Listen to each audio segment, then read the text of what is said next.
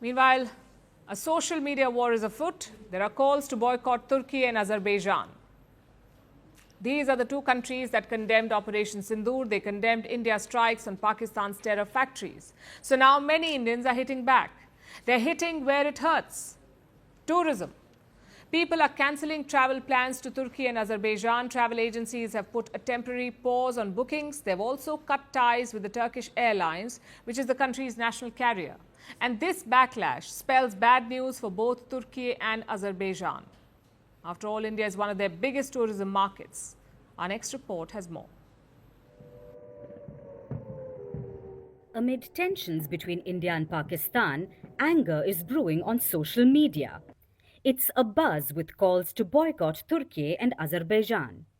This comes after both the countries condemned India's strikes against the Pakistani terror factory.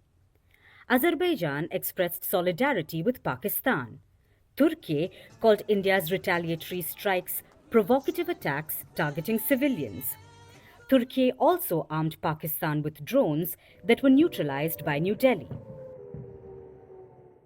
So the two nations have drawn ire in India. There is a growing chorus to boycott travel to the West Asian countries. Many Indians are cancelling their bookings.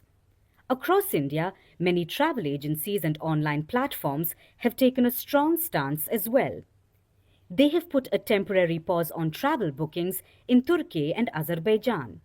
This includes Cox & Kings, Ixigo, Cleartrip, and several other travel firms. Ixigo's top boss says, blood and bookings won't flow together. The Ease My Trip founder says, travel is a powerful tool. Let's not use it to empower those who don't stand with us.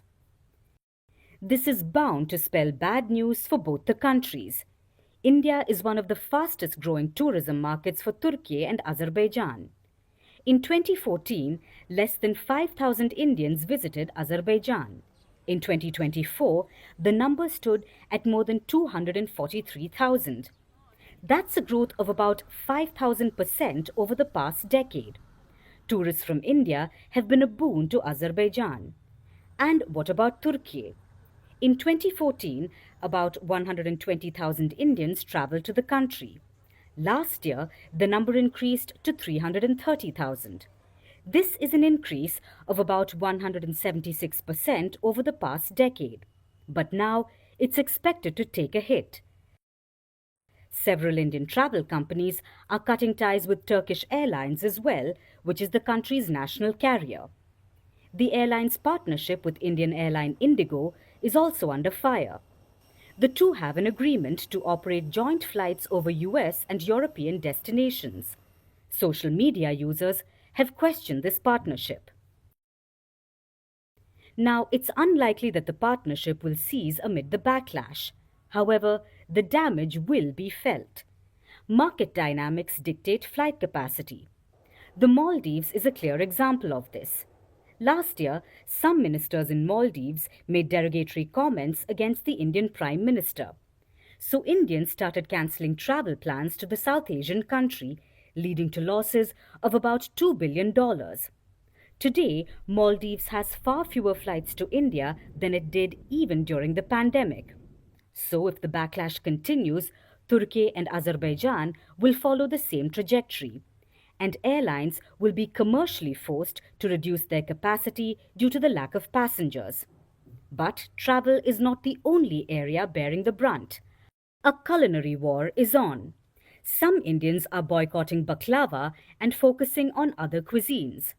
Meanwhile, in some parts of India, like Maharashtra's Pune, traders have boycotted Turkish apples, leading to their disappearance from markets. Retail customer है, जो छोटा customer है, उसने वही मतलब वो लोगों को बोल रहा है कि मेरे को टर्की का एप्पल नहीं चाहिए. तो हमने सोचा यार ये रिटेल कस्टमर बैन कर रहा है, बायकॉट कर रहा है, तो अपन भी करेंगे.